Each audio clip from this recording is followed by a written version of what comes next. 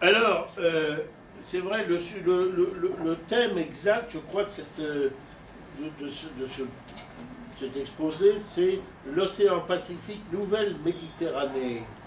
Point d'interrogation, deux points d'interrogation.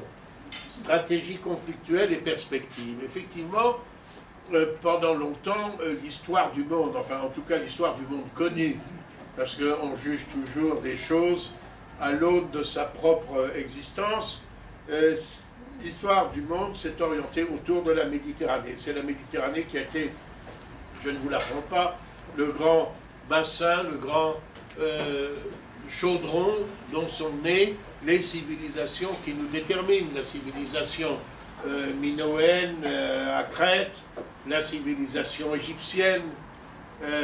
Bon, les civilisations de l'Euphrate n'étaient pas en contact peut-être direct avec la Méditerranée, mais la civilisation phénicienne, la civilisation hébraïque l'était, la civilisation grecque, et ce n'est pas à vous que j'en apprendrai l'importance, puisque c'est d'elle que vous vous réclamez, compte tenu de l'intitulé de votre cercle de réflexion. Et puis, évidemment, la civilisation romaine. Il fut un temps où la Méditerranée, Mare Nostrum, a été une mer exclusivement romaine, y compris l'Afrique du Nord. La Méditerranée a été aussi le lieu, le point focal d'affrontements considérables, et ça n'est sans doute pas terminé d'ailleurs. Je pense aux affrontements entre le monde chrétien et le monde musulman, à la bataille de Lépante. Je ne vous apprends rien dans ce domaine. J'étais le mois dernier à Malte, évidemment, qui porte tous les vestiges, les fortifications, les traces de cette forteresse qui a été une espèce de rempart à la pénétration musulmane en Europe. Lieu par conséquent d'affrontement de civilisation, mais lieu aussi d'affrontement entre occidentaux eux-mêmes. Aujourd'hui, c'est presque un lieu commun que de dire que la nouvelle Méditerranée de notre siècle, du XXIe siècle, du troisième millénaire, que sais-je encore, c'est le Pacifique. Alors, pour fixer les idées, le Pacifique, voilà, vous avez une carte ici. Alors, c'est 166 millions de kilomètres carrés, 166 millions 247 700 kilomètres carrés pour être précis. C'est-à-dire une superficie qui est quand même de 325 fois la France métropolitaine. Donc c'est grand. Voilà, je ne sais pas si je vous ai appris quelque chose, mais voilà. Et c'est un tiers de la surface totale de la Terre. Et encore, c'est parce qu'on a décidé d'arrêter l'océan Pacifique au 60e degré de latitude sud, à partir duquel commence théoriquement l'océan austral. Sinon, ça ferait presque la moitié de la surface de la Terre. Alors, je voudrais qu'on passe, excusez-moi, je vous arrêterai sur la bonne... Oui, voilà, moi c'est tout petit. Mais voilà les cartes telles que nous les apprenons, si j'ose dire, nous écoliers français, nous Européens, nous Occidentaux, parce qu'encore une fois, on ne juge des choses qu'à l'aune de sa propre situation, c'est-à-dire que nous avons une vision du monde, finalement, qui renvoie le Pacifique aux deux bouts, et ça n'est pas extraordinairement important.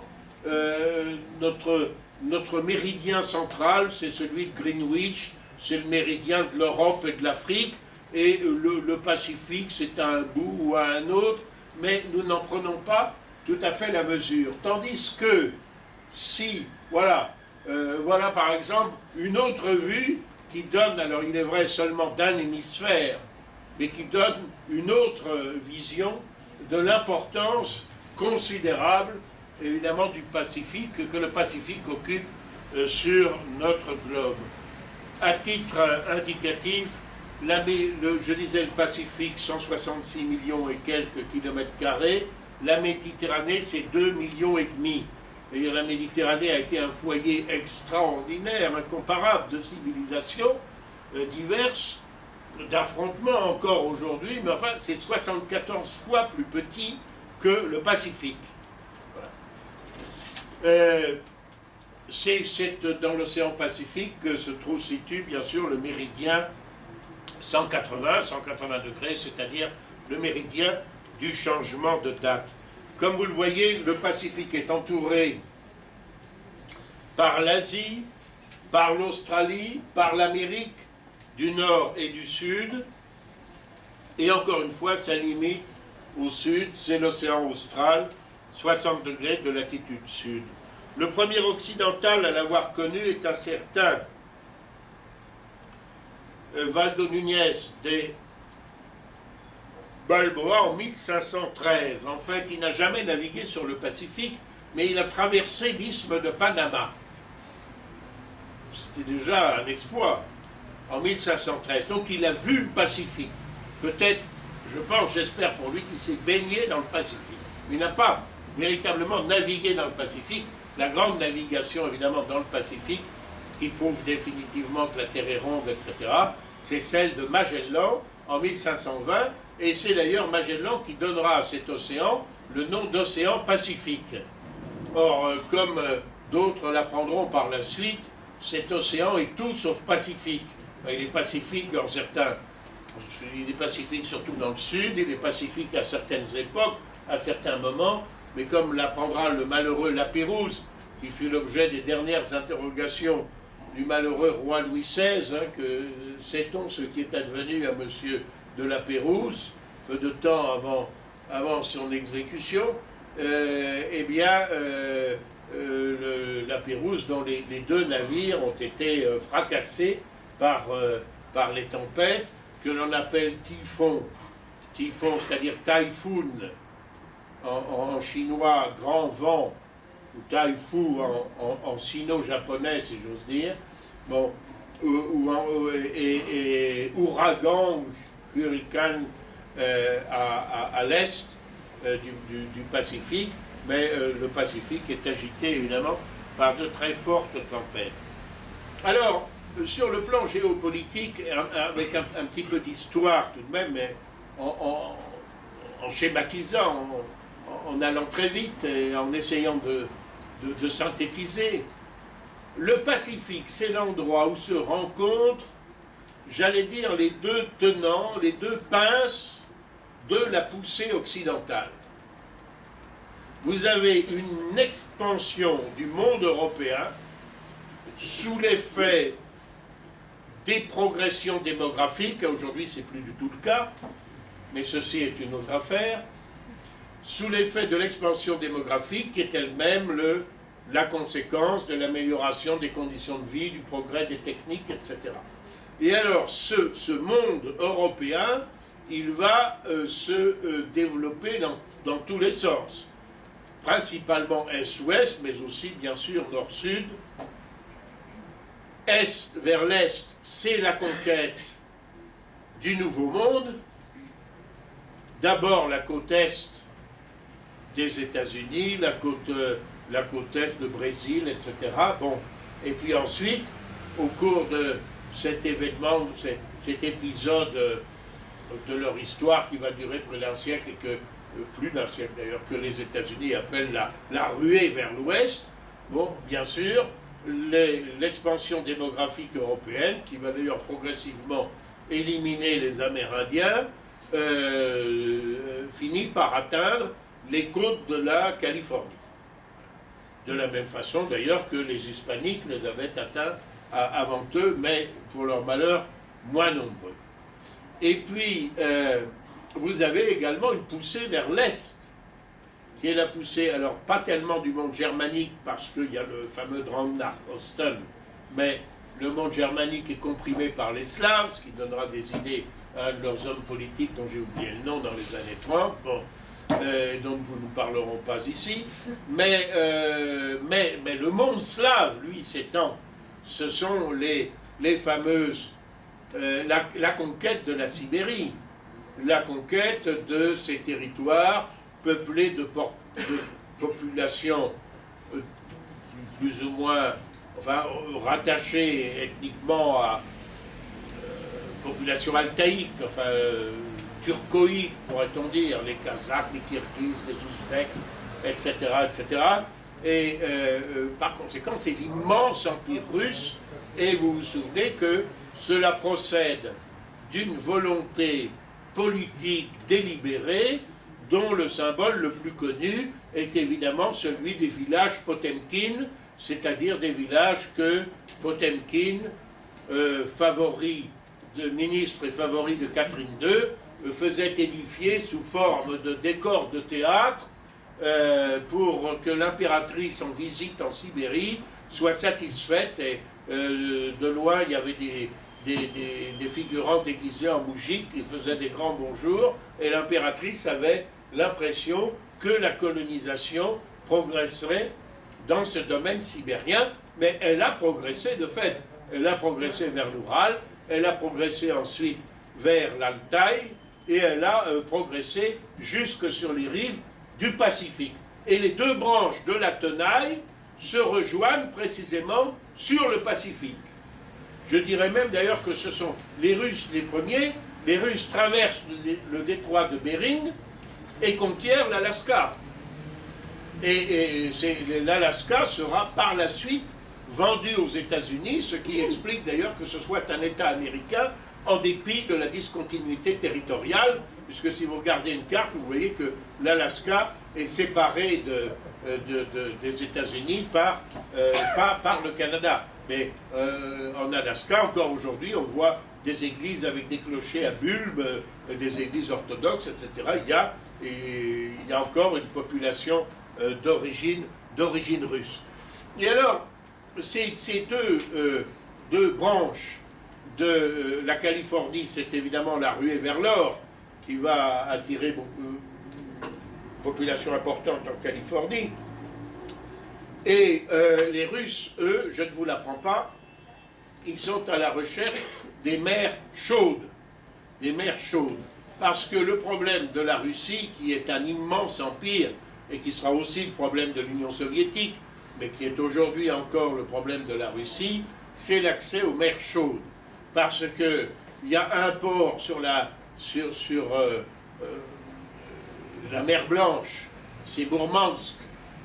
Mourmansk, le port d'où est parti le Kursk, qui a été accidenté et détruit, le sous-marin nucléaire Kursk. Seulement la mer Blanche, c'est gelé la moitié de l'année. Alors vous avez un autre port, c'est Kronstadt, le port militaire de Saint-Pétersbourg, qui est destiné à contrôler en quelque sorte la Baltique, mais la flotte de la Baltique, pour se retrouver dans les mers libres, elle est obligée de passer par les détroits danois, les détroits entre le Danemark et la Suède, et là il y a vraiment une portée de canons, et je dirais même des canons d'ancien modèle, hein, c'est pas la peine d'avoir des canons très perfectionnés, et par conséquent cette flotte elle est prisonnière, comme on s'apercevra d'ailleurs dans le conflit russo-japonais, où elle aura les plus grands mal à s'extraire de la Baltique pour rejoindre son sort funeste, précisément dans les eaux du Pacifique. Et puis vous avez la mer Noire, mais la mer Noire c'est pareil. D'abord la mer Noire, à la suite de la guerre de Crimée, était théoriquement démilitarisée. En profitant des embarras français lors de la guerre de 70, les Russes ont obtenu de pouvoir la remilitariser, mais les porte-avions n'ont pas le droit de passer. Alors il y a des porte-aéronefs avec ce qu'on appelle des sky jump.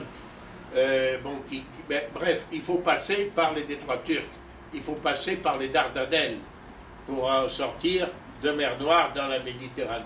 Voilà. Par conséquent, des constantes de la politique russe, qui explique en partie d'ailleurs l'invasion de l'Afghanistan il y a une vingtaine d'années, c'est justement la recherche des mers chaudes.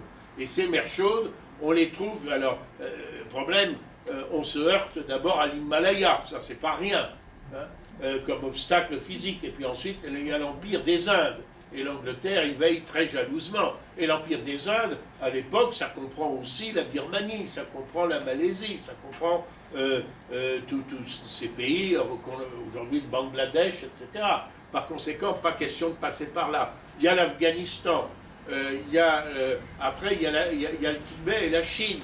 Et si on veut contourner le Tibet et la Chine, ben, on arrive pratiquement à la Corée, qui sera justement un des enjeux provoquant le conflit entre la Russie et le Japon. Alors, un facteur essentiel de rencontre et de compétition dans cet océan Pacifique au XIXe siècle, quand les deux branches du monde occidental s'y retrouvent, c'est la baleine. Parce que, à l'époque, l'exploitation du pétrole commence juste, mais le machinisme a commencé avec la houille, avec le charbon. Il y a des machines à vapeur, il y a des usines qui tournent, la révolution industrielle est en marche. Et qui dit machine dit lubrifiant. On a besoin d'huile. Et dans la baleine, c'est comme dans le cochon, tout est bon. Dans la baleine, il y a des masses dans la baleine, les cachalots, les spermacéties, etc.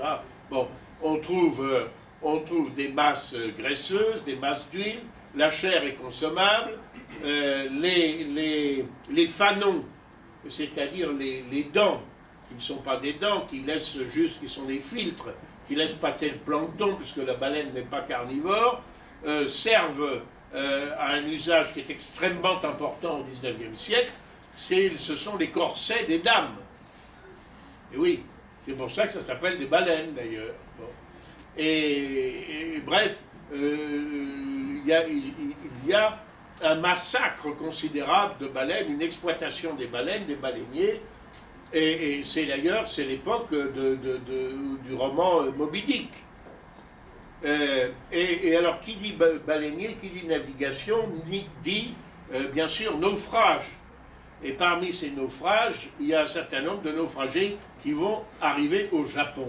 Or, le Japon, depuis le début du XVIIe siècle, est théoriquement un pays fermé. Fermé à toute influence occidentale, fermé au christianisme qui a été banni, qui a été persécuté, qui est méthodiquement d'ailleurs, on fait à plusieurs reprises passer la population sous le contrôle d'agents de l'État pour piétiner des images représentant le Christ en croix ou la Vierge à l'enfant. Ceux qui refusent de piétiner les images sont mis à mort. Donc le christianisme est banni et la dernière ambassade venue de Macao en 1630 pour demander, ambassade portugaise, pour demander le rétablissement des relations, a été entièrement décapitée. Sauf les marins chinois pour qu'ils puissent revenir et raconter ce qui s'était passé.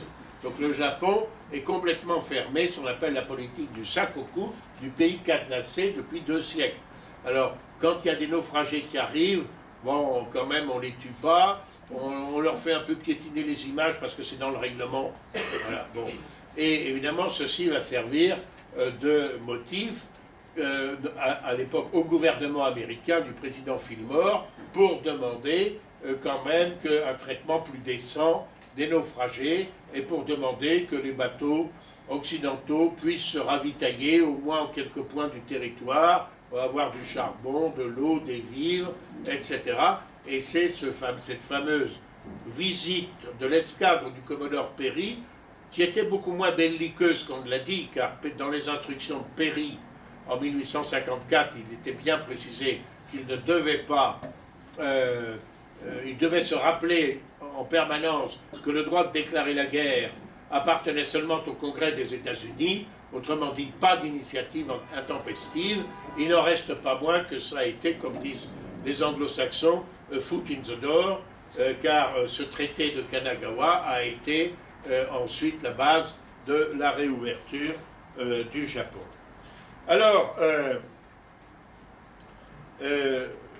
ce Japon qui va devenir une puissance occidentale, c'est assez curieux parce que, évidemment, l'arrivée des Occidentaux va faire désordre dans un pays féodal, intégralement féodal, avec des grands seigneurs qu'on appelle les daimyo, qui sont soumis à l'autorité d'un qui est plus grand qu'eux, qui est ce qu'on appelle le shogun, c'est-à-dire le généralissime, qui est à la tête de cette caste militaire, celle qu'en Occident nous appelons les samouraïs, et qu'au Japon on appelle plutôt les bushi, mais peu importe.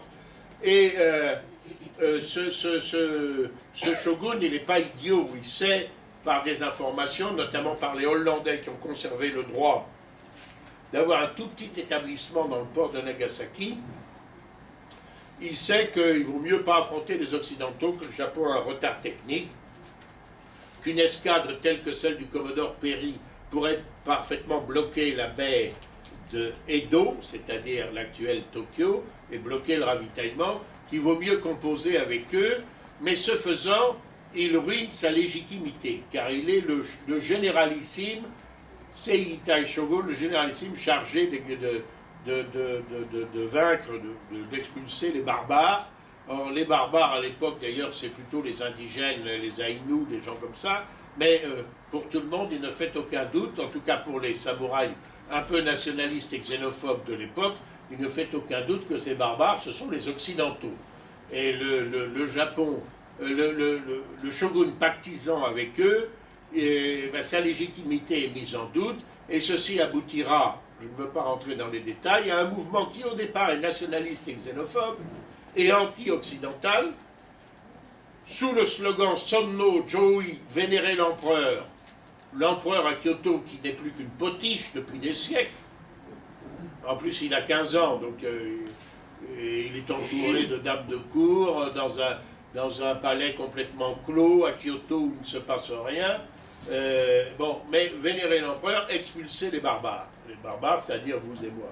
Et en réalité, ce mouvement nationaliste et xénophobe sera conduit par de jeunes samouraïs dont certains ont été, c'est un sujet absolument passionnant à étudier, ont été brièvement en voyage en Occident, qui se sont rendus compte de la supériorité technique de l'Occident, et qui vont, car on n'est jamais si bien trahi par les siens, se mettre à une imitation effrénée de l'Occident et essayer de faire de leur pays, tout en conservant la morale traditionnelle confucéenne, ou autre dont je dirais un mot tout à l'heure, essayer de faire de leur pays une nation moderne, c'est-à-dire une nation occidentale.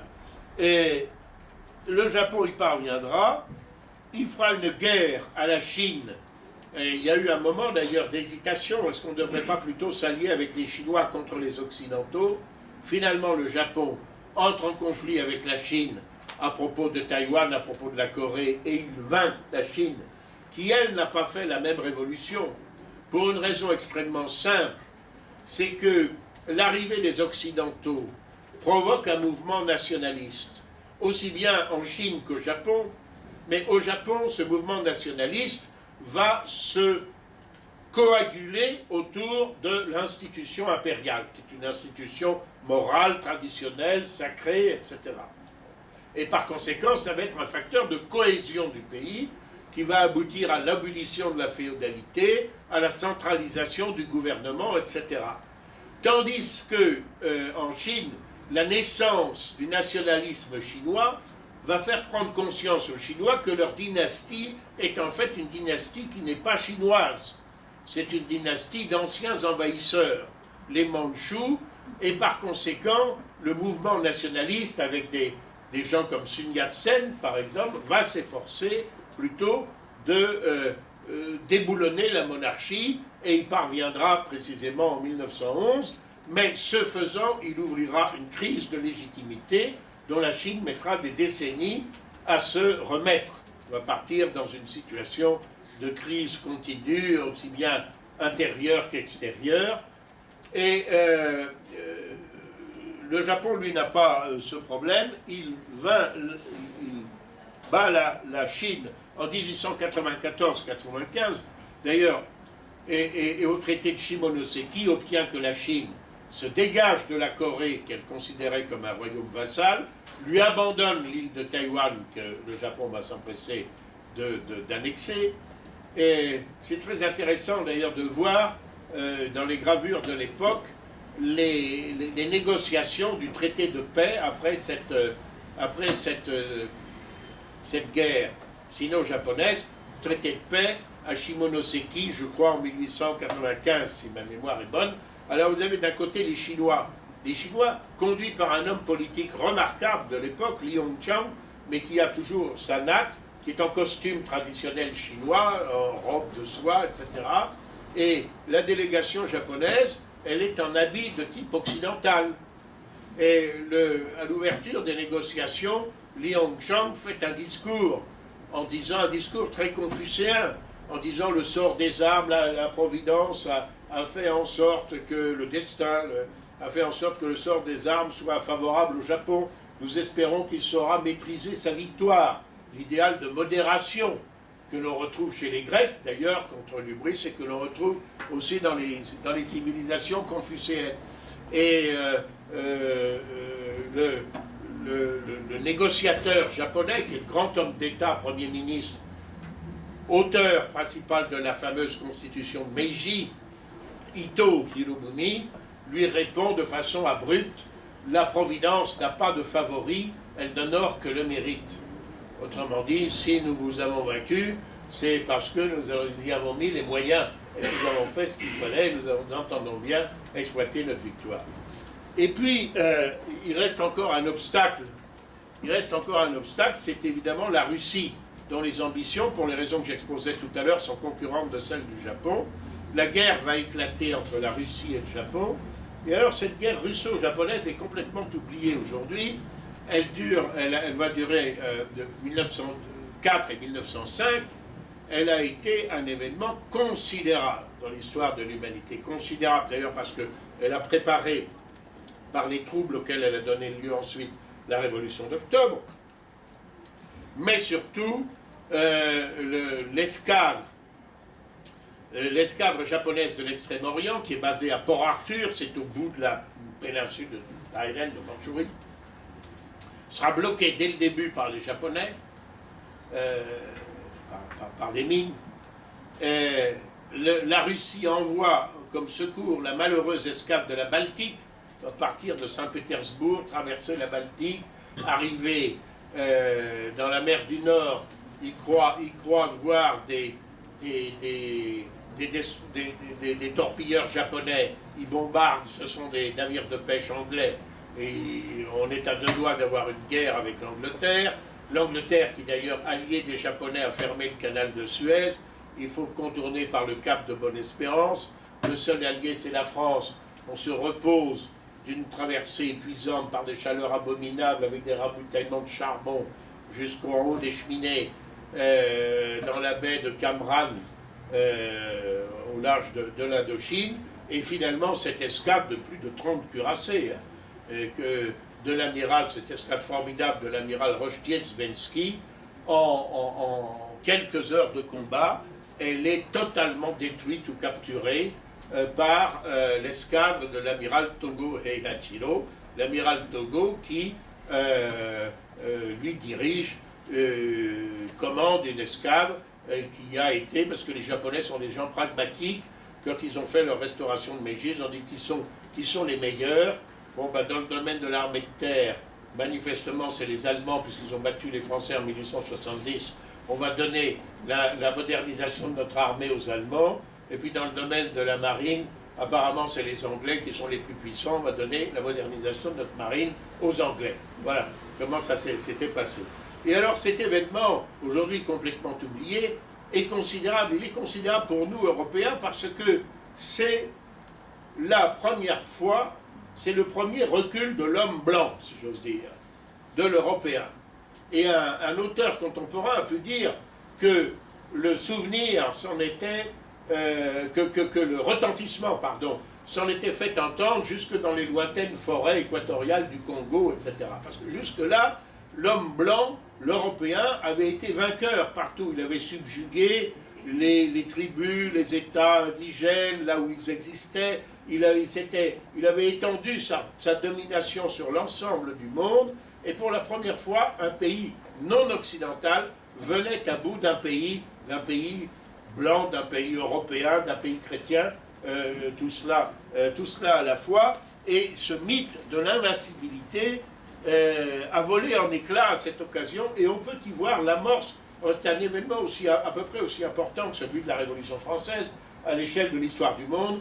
on peut y voir l'amorce précisément des mouvements de décolonisation et des mouvements qui se sont insurgés ensuite contre la présence européenne. Dans la foulée, le Japon obtiendra l'abrogation des traités inégaux. Après la guerre de Crimée en 1856, la Turquie avait obtenu, je cite de mémoire le traité de Londres, où la Turquie est admise au bénéfice du droit des gens européens, c'est-à-dire au bénéfice du droit international, c'est-à-dire de la communauté internationale. Ce qu'on appelait à l'époque le droit des gens européens, c'est ce qu'on appelle aujourd'hui le droit international, sauf que nous l'avons exporté dans le monde entier. Sauf que la Turquie était peut-être admise au bénéfice du droit des gens européens, mais il y avait encore des traités de capitulation. Les résidents occidentaux en Turquie étaient passibles de leur juridiction consulaire, ils ne relevaient pas des tribunaux turcs. Et c'était pareil au Siam, c'est-à-dire en Thaïlande, c'était pareil en Perse, c'est-à-dire en Iran, ça a été étendu en Chine, ça a été étendu au Japon. Et les Japonais n'ont eu de cesse que d'obtenir l'abrogation de ces traités inégaux et la réintégration de leur juridiction sur les Occidentaux qui se trouvaient sur leur territoire. Ils l'obtiennent. Les étapes suivantes, je voudrais les résumer pour aboutir un peu à l'époque contemporaine et ne pas m'enferrer dans des questions historiques, mais elles sont quand même très importantes, parce que l'arrière-plan est important pour comprendre ce qui se passe aujourd'hui. C'est l'élimination d'un certain nombre de pays. Je pense par exemple à l'Espagne. L'Espagne était très présente dans le Pacifique.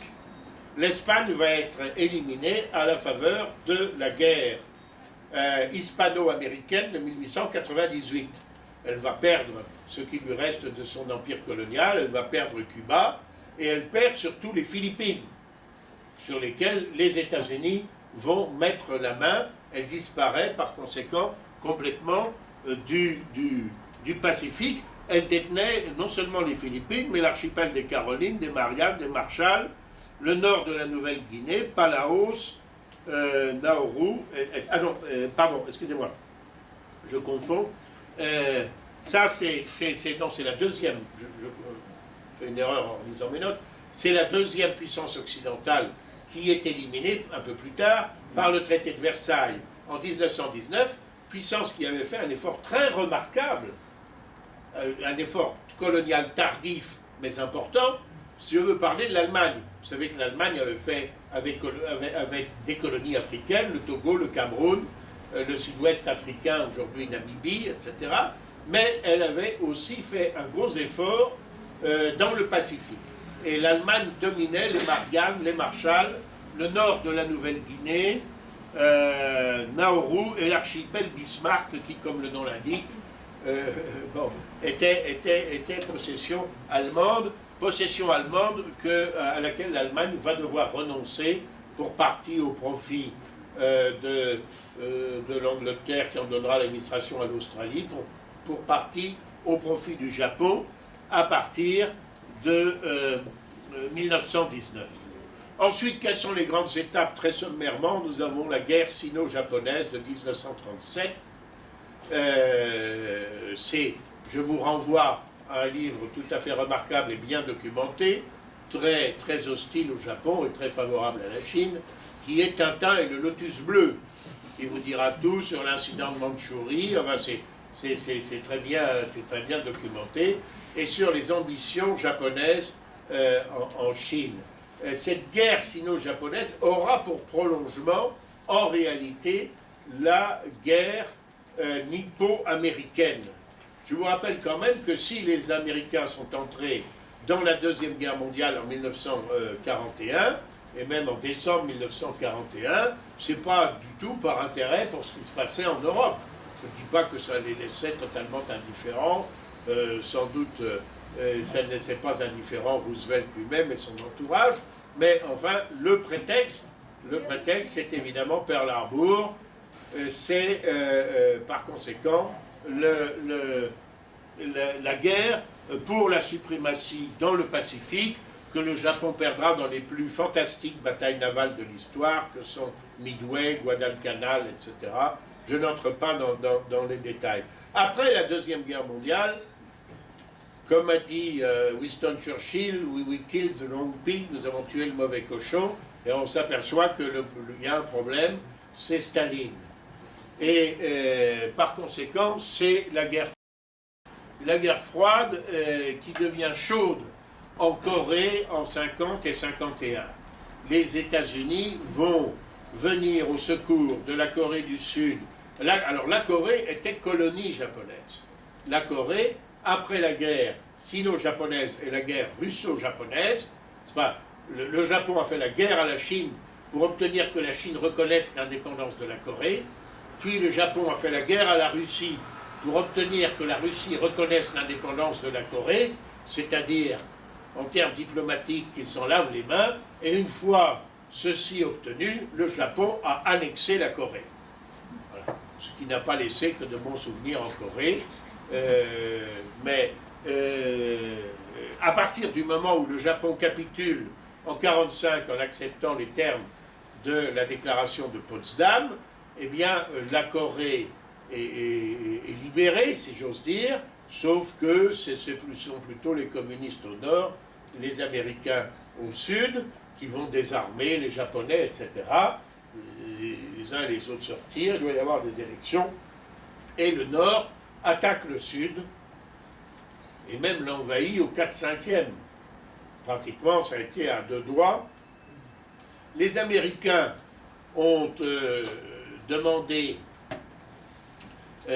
l'aval de l'Organisation des Nations Unies, où les Soviétiques, pour d'autres raisons, pratiquaient la politique de la chaise vide. Les Américains sont alors adressés à l'Assemblée générale et ont obtenu, c'est la fameuse résolution Acheson, du nom du secrétaire d'État américain, une résolution qui leur était favorable, même si juridiquement il est très contesté que l'Assemblée générale puisse prendre des décisions de faire intervenir des forces contre la volonté ou en l'absence de la volonté d'un des membres permanents du Conseil de sécurité, mais je ne traiterai pas de cette question juridique aujourd'hui. Toujours est-il que l'affaire de Corée a été principalement américaine, avec MacArthur, qui était commandant en chef du Pacifique contre les Japonais, qui reprend du service à cette occasion, mais aussi, par exemple, un contingent français. Moi, j'ai connu à l'Assemblée nationale Vivien, qui avait été dans le bataillon de Corée, par exemple, qui était député. Et il y a eu un bataillon de Corée français, et il y avait des détachements néo-zélandais, australiens, enfin, et tout ceci théoriquement sous la bannière onusienne, avec un armistice qui n'a rien réglé, le fameux armistice de Panmunjom, et la ligne de démarcation qui sépare la Corée du Nord et la Corée du Sud, après de multiples péripéties d'avancée et de recul. La politique américaine, ensuite, c'est la politique de containment, c'est-à-dire contenir, si possible, la poussée communiste, et pour ça, s'appuyer sur un certain nombre de bases. La Corée du Sud, le Japon, sauf que le Japon, pas de chance. Le Japon, on leur a dit qu'ils avaient été très vilains, qu'ils avaient été abominables, qu'ils avaient été impérialistes, militaristes, etc. Et alors, on a pendu leurs dirigeants, selon la détestable habitude des anglo-saxons, etc.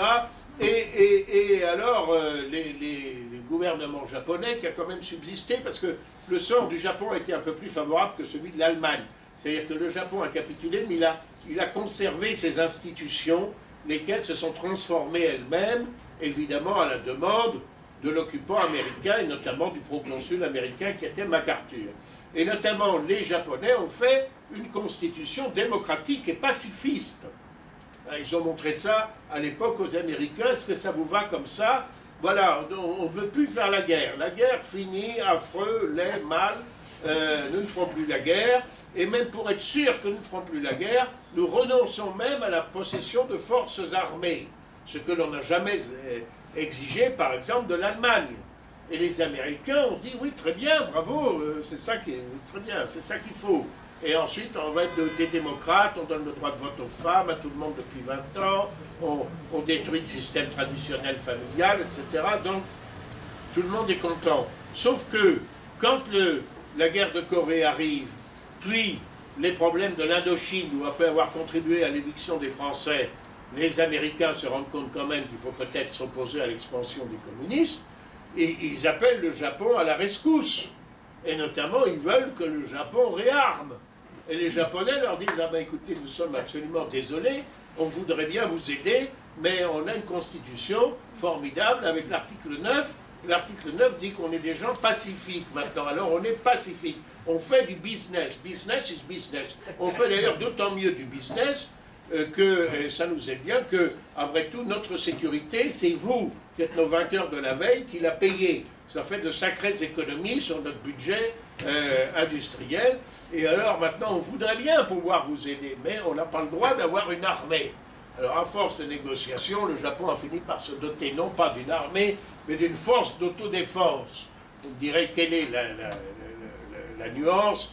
Elle est extraordinairement subtile, parce que ça permet quand même à ce pays d'avoir la 7e puissance militaire du monde. Donc il n'a pas d'armée, il a une force d'autodéfense sur terre, il n'a pas de forces aériennes, il a des forces d'autodéfense en l'air, et il n'a pas de marine, il a des forces d'autodéfense aérienne. Les noms des grades ne sont plus tout à fait les mêmes, etc. Bon, mais voilà. Alors, aujourd'hui, qu'en est-il?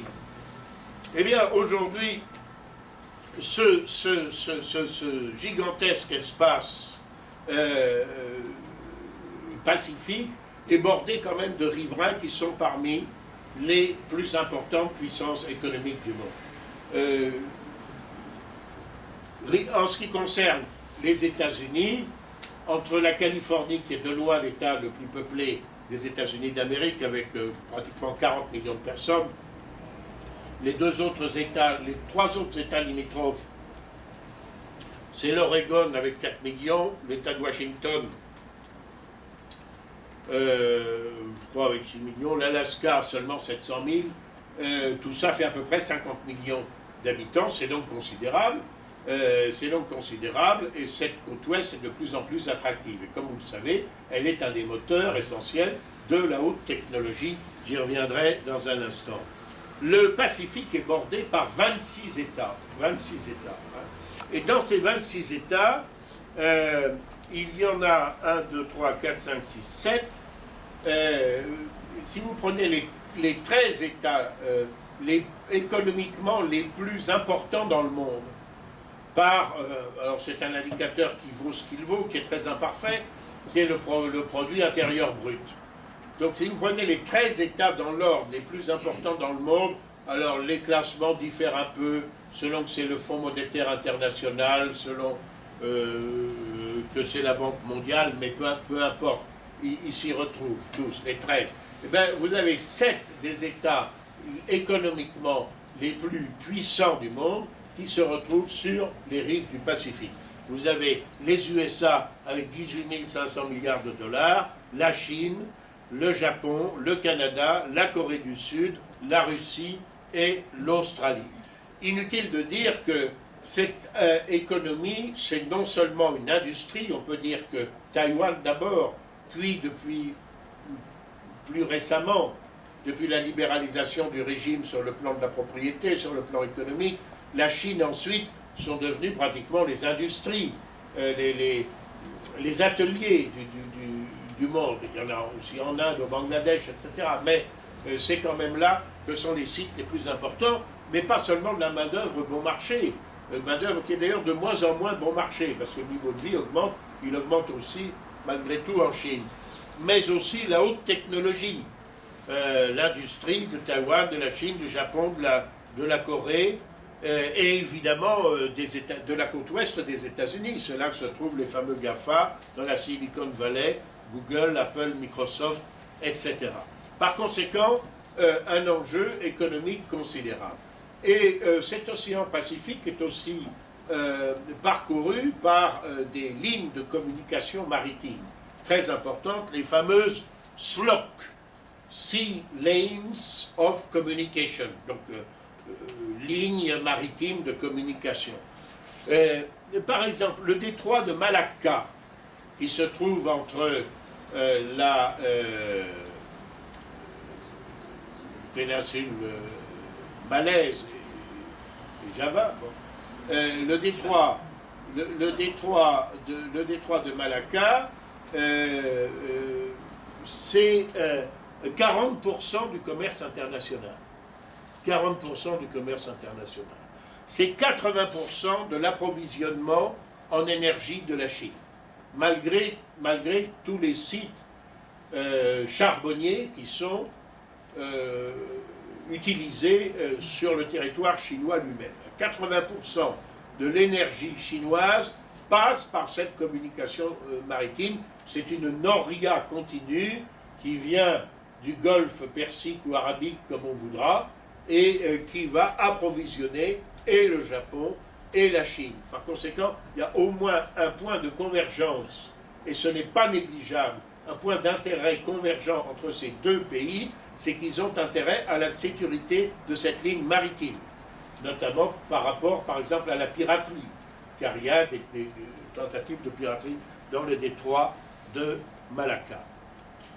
Sur le plan culturel, très brièvement, vous avez, à mon avis, 4 sphères principales dans le Pacifique qui sont très différentes les unes des autres, et ceci explique beaucoup de choses. Vous avez la sphère malayo-polynésienne, avec des populations qui sont assez typées, à peau cuivrée, avec des langues qui appartiennent à ces groupes, des langues assez simples d'ailleurs, assez faciles à apprendre, assez régulières.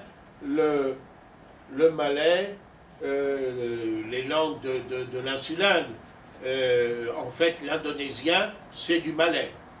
C'est la langue véhiculaire de l'archipel, même si, appartenant au même groupe, il y a des langues un peu plus complexes locales, comme le javanais, le balinais, etc. Bon.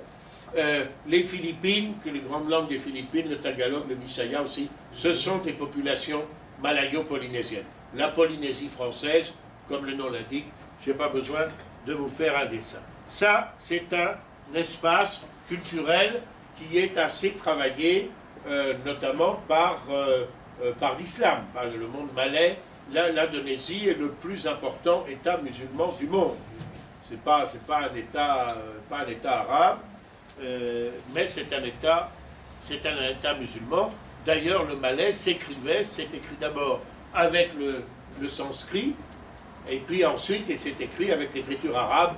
Aujourd'hui, il s'écrit avec des caractères latins. Et puis vous avez ce que j'appellerais la sphère confucéenne. Et ça aussi, c'est très important.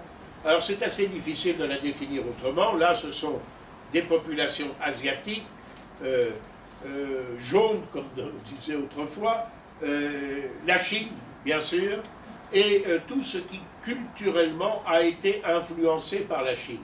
Alors la Chine est très forte conception de son importance, et de son importance comme centre du monde. D'ailleurs, le mot chinois n'existe pas, le mot Chine n'existe pas en chinois. On dit Chongguo, c'est-à-dire Chong le centre, Guo le pays, n'est-ce pas? Autrement dit, la Chine en chinois se dit pays du milieu. Pays du milieu, pays du centre, du milieu, du centre de quoi? Du milieu, du centre du monde. Et les Chinois ont de l'univers, classiquement, la forme de cercle concentrique, le premier cercle étant celui de la Chine chinoise, peuplée par les Han, la Chine des 18 provinces. Un deuxième cercle concentrique, ce sont les fameuses provinces extérieures, peuplées de peuples qui ne sont pas chinois, sont souvent des peuples altaïques, des peuples anciennement de nomades cavaliers. Pas seulement, il y a aussi les Tibétains, il y a les Ouïghours, c'est-à-dire les Turcs, il y a les Mandchous, il y a les Mongols, peuplades qui parfois ont envahi la Chine et se sont sinisés et lui ont même donné des dynasties impériales, comme les Mongols. Kubilai était un Mongol, Kubilai qui a visité Marco Polo, et comme je le disais tout à l'heure, la dernière dynastie chinoise était une dynastie mandchoue. Par conséquent, il y a la Chine, il y a le Vietnam. La Chine considérait l'Annam, comme on disait, c'est-à-dire au royaume du Sud, comme un royaume vassal. La Corée était un royaume vassal de la Chine et se considérait comme tel. C'est-à-dire qu'on apportait le tribut, on recevait le calendrier, un sceau qui confirmait l'autorité sur les populations locales, etc.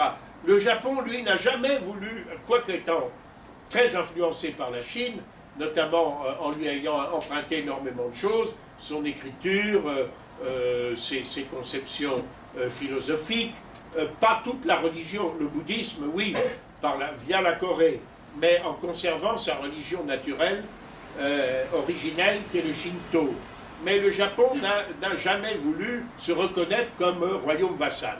Et les relations au 7e, 8e, 9e siècle de notre ère, et puis au 9e siècle, les Japonais qui trouvent que maintenant ils ont pas mal appris des Chinois, ils ont envoyé pas mal d'ambassades, ils ont acquis toutes les techniques, ils sont capables de construire des tombes, de graver des statues, etc., d'écrire des poèmes, tout comme les Chinois. Alors ils envoient une ambassade, dans les lettres de créance de l'ambassadeur, il y a l'empereur du pays du soleil levant s'adresse à l'empereur du pays du soleil couchant. L'empereur du pays du soleil levant, c'est l'empereur du Japon, l'empereur du pays du soleil couchant, c'est l'empereur de la Chine. Les Chinois manquent de s'étrangler, de cette insolence de ces barbares à peine dégrossis, et les relations vont singulièrement se refroidir. Et puis, il y aura plusieurs épisodes comme ça. Au XIIIe siècle, Kubilai, empereur mongol descendant de Gengis Khan, veut exiger du Japon à son tour qu'il se reconnaisse comme vassal de la Chine. Les Japonais zigouillent les ambassadeurs en espérant qu'on les croira disparus dans un typhon, une fois, deux fois. Et à la fin, Kubilai convoque une extraordinaire armada pour débarquer sur les côtes du Japon, en plus de 100 000 hommes, etc. Les Japonais font taire toutes leurs dissensions antérieures, les grands seigneurs, les féodaux, les temples, les sectes bouddhiques, les temples shinto, etc. Tout le monde se met d'accord et on va essayer de contrer l'invasion. On édifie d'ailleurs un mur tout le long dont il subsiste des vestiges tout le long de l'île de Kyushu. Et fort heureusement, on décide d'attaquer les navires chinois avant qu'il y ait eu le temps de déployer la cavalerie mongole. Par conséquent, les petits esquifs japonais vont à l'assaut des navires chinois. Les navires chinois s'arriment entre eux pour éviter ces attaques, sauf que le vent se lève et le vent fracasse, la mer se creuse, et du coup les coques des navires chinois sont fracassées les unes contre les autres grâce à l'intervention de ce typhon qu'on appellera le vent divin, kamikaze. Voilà. Chaque temple, d'ailleurs chaque sanctuaire disant le kamikaze c'est grâce à mes prières. Bon, le massacre durera longtemps et finalement l'invasion sera repoussée parce que les peuples ont une histoire, ont une mémoire longue et ce n'est pas un hasard si ce nom a été donné au pilote suicide de la Deuxième Guerre mondiale qui devait être de nouveaux vents divins dispersant au loin la flotte des envahisseurs. Voilà. Alors, il y a cette sphère confucienne, quand même, qui comprend la Chine, le Vietnam, l'Annam, la Corée, Singapour, qui est Hong Kong, bien sûr, qui sont des pseudopodes de la Chine, et tout ça a malgré tout plus ou moins des références communes, et parfois de solides inimitiés, précisément, mais des réflexes qui sont identiques. Il y a évidemment l'Amérique latine, il ne faut pas l'oublier. L'Amérique centrale, l'Amérique du Sud, tous les pays d'Amérique du Sud n'ont pas de rivage sur le Pacifique, le Brésil n'en a pas, l'Argentine à peine peut-être au sud de la Terre de Feu, mais évidemment le Chili n'est rien d'autre qu'une façade tournée vers le Pacifique, et il ne faut pas négliger cela. Et puis le quatrième intervenant principal sur le plan culturel et géopolitique, c'est évidemment le monde anglo-saxon. C'était représenté aujourd'hui surtout par l'Australie et par la Nouvelle-Zélande, la Grande-Bretagne stricto sensu y étant beaucoup moins présente. Alors il y a la France aussi. Et la France, elle détonne un peu dans tout cela, mais j'y reviendrai dans un instant. Un mot, si vous le permettez, peut-être avant de conclure, sur les conflits actuels. Je distinguerai, je ne vais pas tous vous les dépeindre par le menu, d'abord parce qu'ils sont quelquefois extraordinairement complexes, ça fait penser d'ailleurs à des querelles de cours d'école de maternelle à certains moments, mais à d'autres moments c'est quand même extrêmement difficile. Et deuxièmement, ils sont très nombreux. Et ils font de cette région pacifique, qui est une région, comme je le disais, économiquement très puissante, qui est une des régions où se font le plus grand nombre d'échanges commerciaux. Cela fait de cette région pacifique une région à risque. Alors, il y a des conflits, je vais commencer par les conflits gelés, ou plus exactement stabilisés. Ça ne veut pas dire qu'ils ont disparu, ça veut dire qu'ils peuvent revenir d'un moment à l'autre. Mais pour le moment, il semblerait qu'on ait trouvé un point d'équilibre. Il semblerait. Mais ça peut revenir. Alors le premier de ces conflits, c'est Taïwan, ex-île de Formose. Taïwan avait été île chinoise, enfin, pas vraiment peuplée de Chinois mandarins, hein, avait été annexée par le Japon à l'issue de la guerre sino-japonaise dont j'ai parlé et au traité de Shimonoseki de 1895. Et il est resté jusqu'en 1945. Il est extrêmement curieux de voir que, contrairement au cas de la Corée, la présence japonaise à Taïwan n'a pas laissé de mauvais souvenirs. Et quand je discute avec des Taïwanais un peu plus âgés que moi, souvent ils sont très capables de parler japonais, parce qu'ils ont appris le japonais à l'école. Enfin, la génération de mes parents, ça commence à se faire vieux, mais enfin, et ils commencent à disparaître. Enfin, il y a encore une assez forte influence. Alors Taïwan, vous le savez, après 1945, bon, le Japon s'en retire, et Taïwan va héberger, en 1949, les débris de l'armée nationaliste, c'est-à-dire de l'armée du Kuomintang, du Parti national, du gouvernement légal de la Chine, du gouvernement de Chiang Kai-shek, qui a été vaincu par les communistes au cours de la guerre civile qui a suivi la fin de la Deuxième Guerre mondiale, qui a duré d'ailleurs 2 ou 3 ans. Les débris de l'armée de Chiang Kai-shek, les 3 millions d'hommes, mais dans des conditions absolument incroyables, franchissent la mer et arrivent à Taïwan. Et à Taïwan, eh bien, comme dit la mer, c'est plus facile de se défendre contre les communistes, surtout quand on est protégé aussi par la flotte américaine. Alors, à l'époque, Taïwan se veut République de Chine. Hein, on feint quelquefois d'en rigoler un petit peu, mais ce n'est pas, c'est au moins aussi sérieux que De Gaulle se prétendant toute la France à Londres. Parce qu'à Londres, il ne contrôlait rien du tout. Il ne contrôlait pas, du moins au début, le territoire français. Bon, là, Taïwan, dans cette province de Taïwan, se veut République de Chine, et pendant plusieurs années, d'ailleurs, va occuper le siège de la Chine aux Nations Unies, va être l'unique gouvernement chinois reconnu, et est encore, par certains États, l'unique gouvernement chinois reconnu. C'est De Gaulle qui reconnaîtra finalement le gouvernement de Pékin. Le problème étant que chacun de ses rivaux, alors les nationalistes réfugiés à Taïwan considèrent que le communisme s'effondrera un jour ou l'autre, ce en quoi d'ailleurs il n'avait peut-être pas tout à fait tort, et qu'à ce moment-là, il y aurait une réunification de la Chine, mais eux, ils ont récupéré le maximum de députés, l'Assemblée nationale, ils continuent d'appliquer la Constitution avant la guerre civile, et ils se prétendent République de Chine. Paradoxalement, entre ces deux archi-ennemis, que sont les communistes et les nationalistes, il y a au moins un point commun, c'est que chacun considère qu'il n'y a qu'une seule Chine. Donc le problème, c'est quand on choisit l'une, on est obligé d'exclure l'autre. Soit on reconnaît le gouvernement de Taïwan, soit on reconnaît celui de Pékin. C'est la raison pour laquelle, par exemple, nous avons une ambassade avec la Chine populaire, mais avec Taïwan, il y a un bureau de représentation économique. En fait, c'est un ambassadeur. C'est un ambassadeur de Taïwan.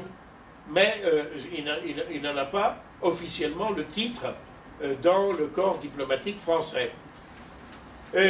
La situation a évolué parce qu'il y a une population à Taïwan, il y a une population indigène, vraiment indigène, d'origine malaise, cela ne compte pas beaucoup, mais il y a une population qui vient d'une province du sud de la Chine et qui se sent quand même assez différente, bien qu'aujourd'hui l'assimilation se soit faite, assez différente de ces Chinois venus d'un peu partout.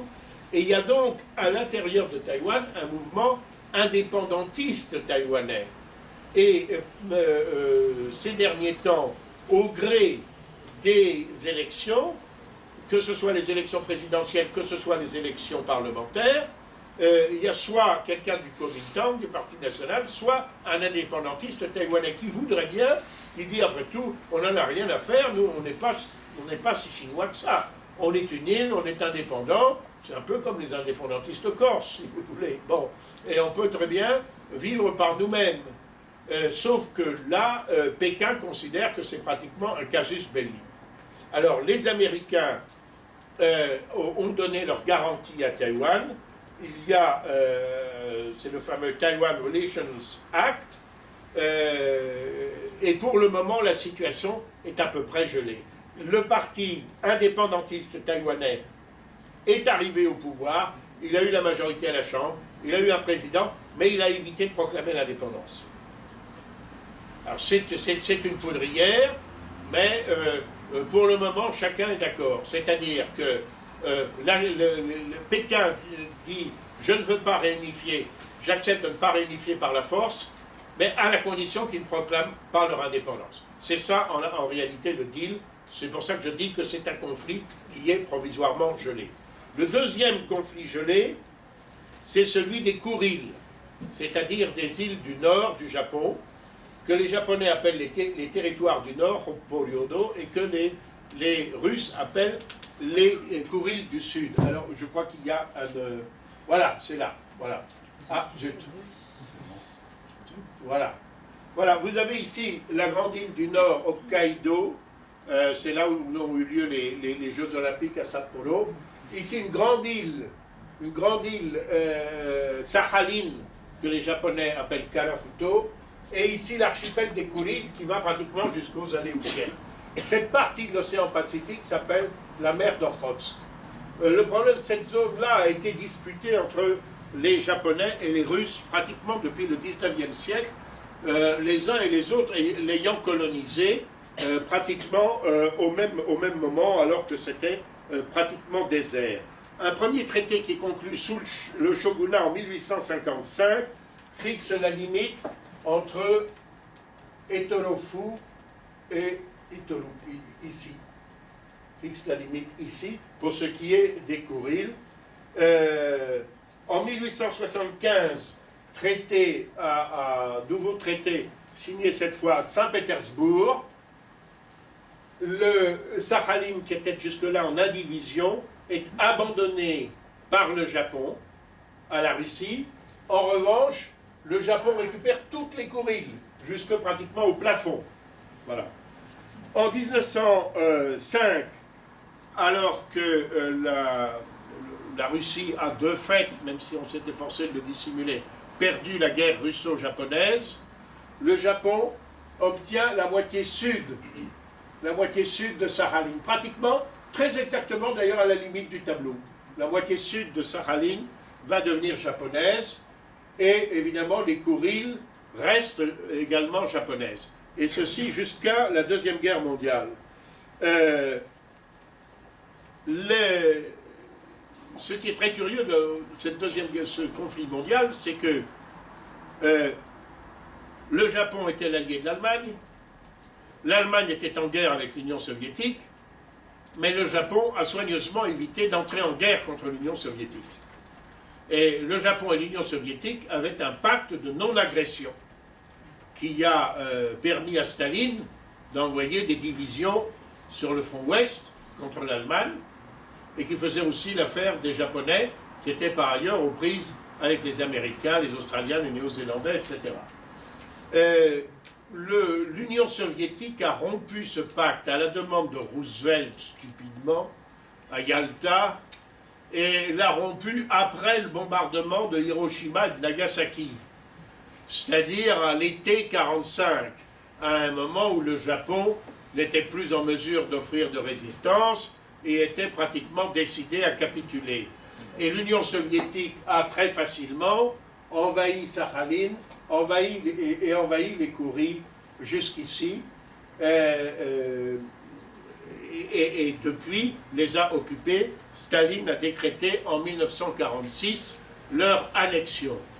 En 1951, un traité de paix a été signé à San Francisco, mais l'Union soviétique n'en était pas partie. Au cours de ce traité de paix, le Japon a renoncé aux Kuriles. Mais le problème, c'est de savoir ce que sont les Kuriles ou ce que ne sont pas les Kuriles. Car dans l'idée des Japonais, ces îles qu'ils possédaient avant la guerre russo-japonaise, avant même le traité de Saint-Pétersbourg. Ces îles-là, c'est-à-dire Etorofu, l'archipel des Chikotan, l'archipel des Habumai, eh bien, ces îles-là ne sont pas des Kuriles, ce sont leur territoire du Nord. Alors, ce que disent les Japonais, les Russes se prévalent de ce traité de 51 par lequel les Japonais ont abandonné leurs droits sur les Kuriles. Les Japonais disent, mais les Kuriles sur lesquels nous avons abandonné nos droits, ce n'est pas celles que nous possédions pacifiquement depuis le 19e siècle. Et de toute façon, vous ne pouvez pas vous prévaloir du traité de San Francisco, puisque vous n'en êtes pas signataire.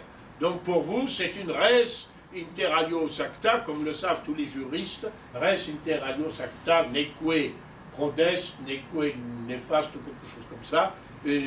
Un acte qui est conclu entre des tiers ne peut ni vous bénéficier, ni vous nuire. Voilà. Par conséquent, le contentieux est toujours là. Et ce contentieux a pris des allures d'Alsace-Lorraine au Japon. Ce qui est assez curieux parce que la population qui a été expulsée par les Russes, c'était une population de 16 000 personnes. C'est pour la plupart des colons japonais, l'administration.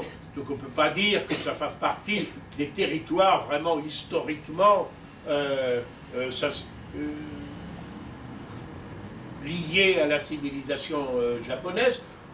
La même observation vaut d'ailleurs pour la Russie. La Russie a laissé filer la Russie blanche, qui est russe, l'Ukraine, les pays baltes, toute l'Asie centrale. On est un petit peu étonné de cette volonté absolue qui a été manifestée par plusieurs gouvernements soviétiques d'abord et russes ensuite, de ne pas larguer ces quelques îles, ces Kuriles du Sud, le Japon acceptant de considérer que Sakhaline est définitivement perdue. C'est quelque chose d'extrêmement curieux. Et il y a des facteurs psychologiques. Je pense que cette affaire évoque chez les Russes le désastre qu'ils ont humiliant qu'a subi l'escadre Rozhdestvensky en 1905. D'autre part, je crois que les Russes craignent que après avoir justement abandonné beaucoup de territoires de l'ancien empire tsariste et de l'empire soviétique, que cela ne serve de précédent, y compris pour des endroits tout à fait différents comme Kaliningrad sur la Baltique, qui est l'ancienne moitié nord de la Prusse orientale, bon, ou la Tchétchénie, ou que sais-je encore. Par conséquent, cette affaire est une épine dans la chair des diplomates japonais aussi bien que russes. Ils ne parviennent pas à se mettre d'accord, et comme ils ne parviennent pas à se mettre d'accord, il n'y a toujours pas de traité de paix mettant fin officiellement à la Deuxième Guerre mondiale entre la Russie et le Japon. Certes, on a trouvé un accommodement, on a rétabli les relations diplomatiques, mais enfin, le contentieux n'est pas réglé. Et comme le contentieux n'est pas réglé, cela gêne considérablement les projets pourtant très intéressants et qui seraient mutuellement bénéfiques de part et d'autre, qui pourraient, par exemple, donner lieu au développement économique de la Sibérie, avec la technologie japonaise venant au concours de la Russie. J'ai presque fini, je vous rassure. Un dernier mot sur les conflits en aggravation, en revanche. Il y a des conflits stabilisés, j'en ai cité deux, il y a ceux-là, mais il y en a qui sont en aggravation. Le premier, évidemment, c'est la Corée. C'est la Corée, dont je parlais tout à l'heure, l'armistice de Panmunjom, mais c'est un armistice où on ne sait pas si c'est un armistice ou c'est une veillée d'armes. Comme vous le savez, la Corée du Nord est dirigée par un régime communiste totalitaire dont il est peu d'exemples dans le monde, je crois absolument délirant, avec la dynastie des Kim, Kim Il-sung, Kim Jong-il, maintenant Kim Jong-un. La menace constante qui pèse sur la Corée du Sud, laquelle a, elle, connu un développement économique considérable. Je rappelle que la Corée du Sud c'est par exemple pratiquement 30% de la production de navires du monde.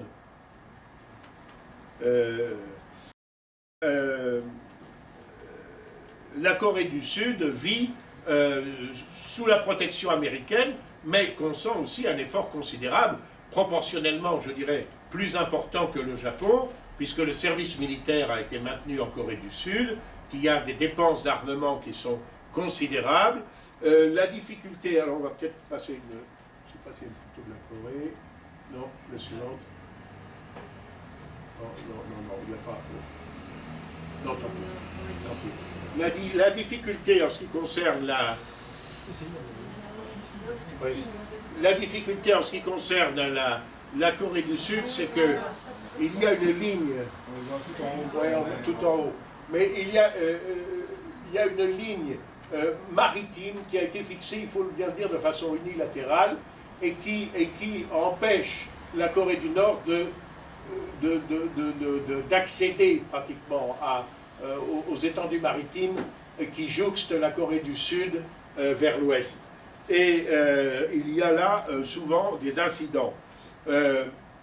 Pour reprendre l'expression de Jerry MacArthur, qui est un ancien sous-secrétaire d'État à la marine américain, et de Dennis Blair, qui est un amiral, ancien commandant en chef dans le Pacifique, qui ont fait un article extrêmement intéressant, qui s'appelle « Puissance navale et mondialisation, les enjeux du Pacifique », où il parle essentiellement d'ailleurs de la Corée. Ils décrivent la Corée du Nord comme une puissance hostile et désespérée par son échec économique.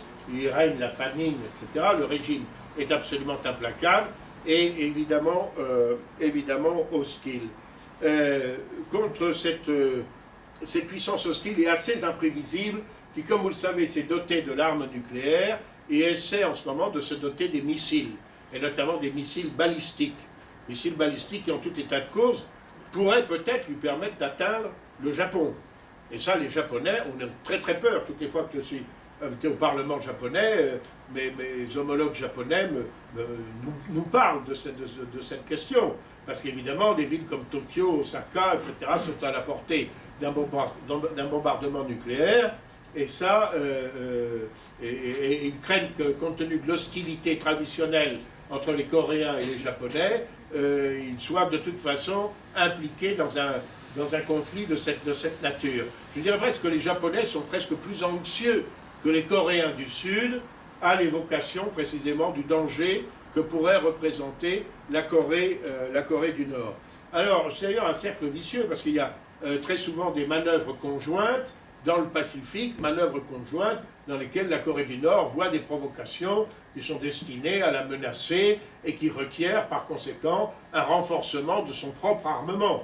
Alors, c'est-à-dire qu'on est à la merci d'un incident mineur tel qu'il s'est produit. Par exemple, il y a eu, je rappelle que en mars 2010, le torpillage d'une corvette de Corée du Sud, le Cheonan, qui a fait 46 morts et qui a été suivi par un duel d'artillerie. Il faut bien dire que le long de toute la côte, le long de la côte de Corée du Nord, la Corée du Sud détient de petits îlots, évidemment, qui ont été grandement fortifiés et qui sont autant de tentations de conquête. Il y a un duel d'artillerie comme ça sur l'île Yongbyon qui a duré pendant des jours. La marine coréenne elle-même étant l'armement coréen très important, il est en grande partie autosuffisant. La Corée produit pratiquement 80% de son armement. Il faut savoir que Hyundai, que l'on connaît ici parce qu'ils produisent des voitures, construit des sous-marins, sur le dernier cri. Que Samsung, que l'on connaît plus pour ses téléphones portables, produit des systèmes d'artillerie. La Corée a fait un gros effort. Évidemment, les premiers efforts, c'était dans l'armée de terre et l'armée de l'air, mais la marine aujourd'hui, surtout à partir de la présidence de Lee Myung-bok, qui a été président de 2008 à 2013, et qui avait dit que le 21e siècle serait l'âge de l'océan. Ils se sont mis en demeure de s'en donner les moyens. Ils ont aujourd'hui 2 porte-hélicoptères, type Dokto, et 12 sous-marins de 3000 tonnes, ce qui est assez considérable pour un pays comme celui-là. Enfin, le dernier conflit que j'évoquerai, qui est en voie d'aggravation, ce sont les conflits territoriaux, tels qu'ils vous sont, les conflits de zones maritimes, tels qu'ils vous sont présentés ici. Alors, cet enchevêtrement est extraordinaire, et il vous montre le conflit des îles Senkaku, que les Chinois appellent Diaoyu, des Spratleys, des Paracels, etc.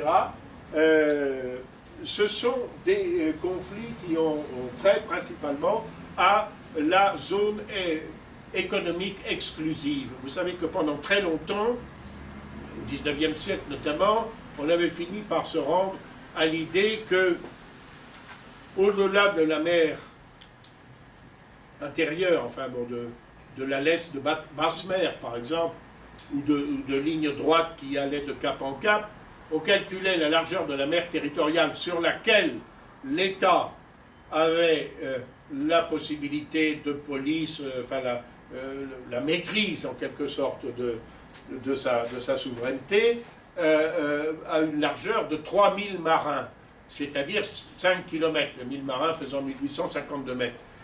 5 km qui était la portée maximale d'un boulet de canon au XVIIIe siècle, au début du XIXe. Donc on considérait qu'après tout, l'État pouvait étendre sa puissance et prétendre s'approprier la partie de la mer sur laquelle il avait la possibilité de faire feu, en quelque sorte. Et puis au-delà, c'était la haute mer. La haute mer, res nullius, qui n'appartenait à personne et qui, par conséquent, était libre pour toute exploitation maritime, de pêche ou autre. Ceci a volé en éclats sous l'effet de diverses revendications, et pour mettre un peu d'ordre dans ces revendications, on a réuni une conférence des Nations Unies sur le droit de la mer, qui a duré pendant des années et qui a abouti dans les années 70 à une convention, la fameuse convention de Montego Bay. La fameuse convention de Montego Bay à la Jamaïque, convention des Nations Unies sur le droit de la mer, a porté de 3 à 12 000 la largeur des eaux territoriales, ce qui était déjà considérable. Mais au-delà de ces 12 000, elle admet qu'il y ait une projection de 188 000 marins, 188 plus 12, ça fait au total 200, qui sont une zone économique exclusive, sur laquelle, sans pouvoir s'opposer au passage de navires civils ou même militaires, l'État arrivera à un monopole des ressources économiques, c'est-à-dire des ressources de pêche, de l'exploitation offshore, des nodules polymétalliques, etc., sans parler, peut-être au-delà encore de cette zone, du plateau continental, c'est-à-dire la mer de faible profondeur, jusqu'à l'isobate, c'est-à-dire la ligne où tous les points sont à la même profondeur, de moins de 100 mètres. Voilà. Alors tout ça, c'est l'appropriation exclusive des États. Alors ça a radicalement changé les perspectives. Et évidemment, des contentieux sont nés. Et vous voyez que parmi ces contentieux, l'un des plus agressifs, c'est la Chine. La Chine qui prétend à cette zone économique exclusive, vous voyez, qui passe au ras des Philippines, qui ne tient pas du tout compte d'une méthode de délimitation que l'on trouve assez fréquemment, qui est la zone de l'équidistance. Quand on a deux pays qui se font face, comme ici les Philippines et la Chine, on dit on va se partager selon une ligne dont chaque point sera équidistant du point de la côte le plus proche. Voilà, c'est ça la méthode de l'équidistance. Ça n'arrive pas toujours d'ailleurs à des solutions équitables, mais enfin, ne rentrons pas trop dans les détails. Donc vous voyez que la Chine veut s'approprier tout cet espace. Bon, là, évidemment, ça ne fait pas l'affaire des Philippines, qui, elles, ont d'autres revendications. Celle de la Malaisie, celle même du sultanat de Brunei, un petit État malais, hein, qui lui, revendique aussi sa zone de plateau continental. Et aussi les îles Senkaku, qui étaient occupées sans trop de contestation par les Japonais, mais à partir du moment où un homme politique japonais, qui était le préfet de Tokyo, je crois, a voulu l'acheter pour le compte de sa préfecture, on a titillé le dragon chinois, qui voit ça d'un très mauvais œil, Et sur les îles Senkaku, là aussi, il y a un contentieux. Il y a un contentieux qui est assez grave. Qui est assez grave parce que personne ne veut s'en remettre à l'arbitrage international. Hein, les Chinois excitent de titres prétendument historiques. Les Japonais, moi je parlais avec des hommes politiques japonais, avec l'ambassadeur, j'ai dit mais pourquoi est-ce que vous ne saisissez pas la Cour internationale de la Haye?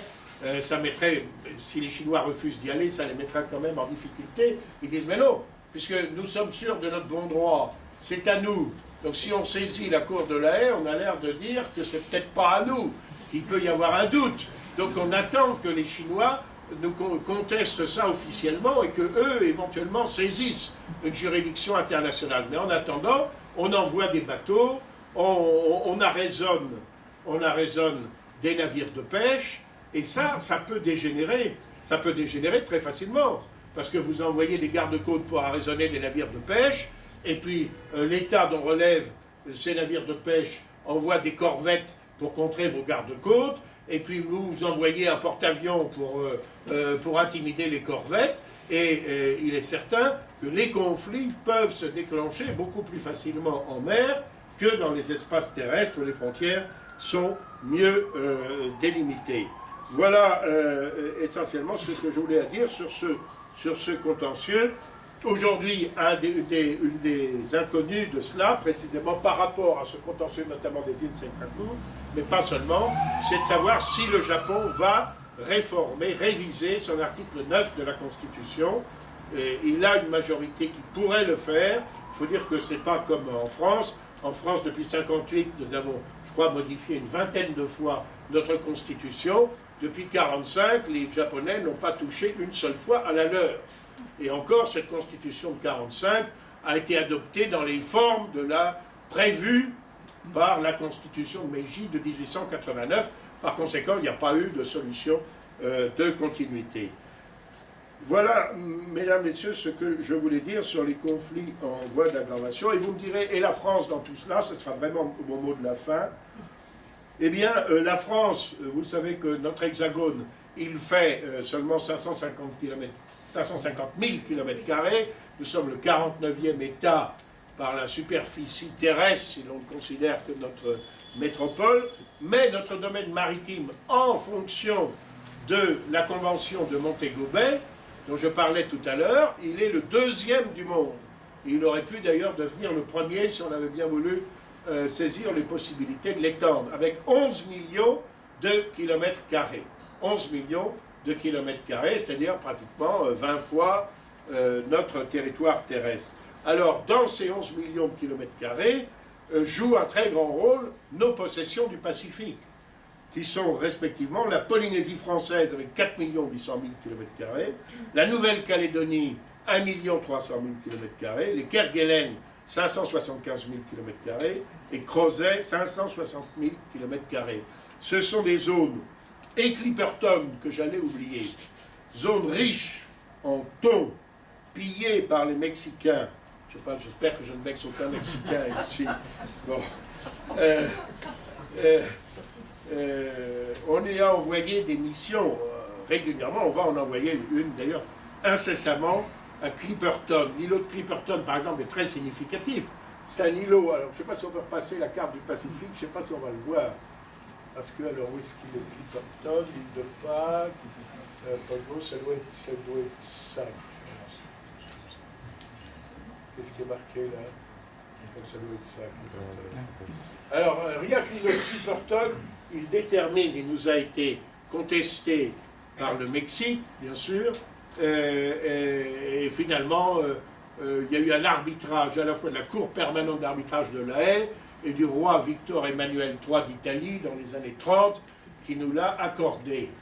Encore faut-il qu'on y monte le pavillon, c'est un lagon de 1,7 km de superficie, mais il nous vaut une zone économique exclusive de 200 000 marins de rayon, c'est-à-dire 360 km, donc 720 km de diamètre, c'est-à-dire presque, pas tout à fait, mais presque l'équivalent de la surface du territoire français. et c'est une zone extrêmement riche du point de vue des pêches. Le problème, c'est que pour y avoir accès, il faut venir de loin, sauf les Mexicains qui sont évidemment plus près. Mais il a été calculé par la mission de M. Jean-Louis Etienne que ça pourrait rapporter quand même très cher si on était en mesure d'imposer le paiement de redevances que nous imposons par ailleurs en Polynésie française.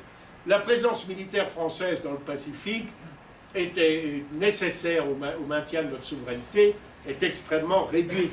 Donc je rappelle encore une fois, le Pacifique français, c'est la Nouvelle-Calédonie, Wallis et Futuna, la Polynésie française et Clipperton. Alors notre présence navale, c'est 2 frégates de surveillance. Les frégates de surveillance ne sont pas des frégates lourdement armées, il y a un hélicoptère, mais il n'y a pratiquement pas d'armement anti-sous-marin. Enfin, bon, c'est mieux que rien, ça doit être des frégates d'à peu près 3000 tonnes. Le Prairial et le Vendémiaire, il y en a une à Nouméa et l'autre à Papeete. Et puis, 3 patrouilleurs, je ne sais même pas s'ils sont encore tous en service, l'Arago, etc., les P400. Et puis, c'est récent, des bâtiments multimissions. Alors ça, c'est un peu ce qu'on appelle le couteau suisse de la marine. C'est plus à usage civil que pas destiné tellement à faire la guerre navale, mais c'est à usage de surveillance des espaces maritimes, d'assistance aux populations, notamment d'ailleurs en cas de désastres climatiques ou autres. Donc il y en a un, le Bougainville, qui est basé à Papeete, que d'ailleurs commande mon fils, donc j'en suis très fier, et l'autre qui est basé à Nouméa, qui est celui qui a donné son nom à la série, qui est le d'Entrecasteaux. Alors, il faut bien dire que cette présence est quand même très peu de choses si on la compare à la 7e flotte américaine basée dans l'arsenal japonais de Yokosuka, près de Yokohama, donc près de Tokyo, de Sasebo, qui est à l'autre bout du Japon, à l'extrémité sud du Japon, et à Guam, parce que là, il y a plusieurs porte-avions nucléaires qui emportent 90 aéronefs, des croiseurs lance-missiles, des destroyers, 2 porte-aéronefs amphibies en plus, des sous-marins, j'en passe, sans demander évidemment que nos dépenses militaires arrivent au niveau extrêmement élevé que celui des États-Unis. Je crois qu'il serait nécessaire que nous fassions un effort pour nous assurer des possibilités d'exploitation de cette richesse considérable dans cette zone, en une époque où sans doute, peut-être pas aujourd'hui, mais demain, et si ce n'est pas demain, peut-être après-demain, l'avenir de l'humanité se jouera sans doute davantage au fond des mers que dans la découverte pourtant fort intéressante et utile de l'espace. Merci de votre patience.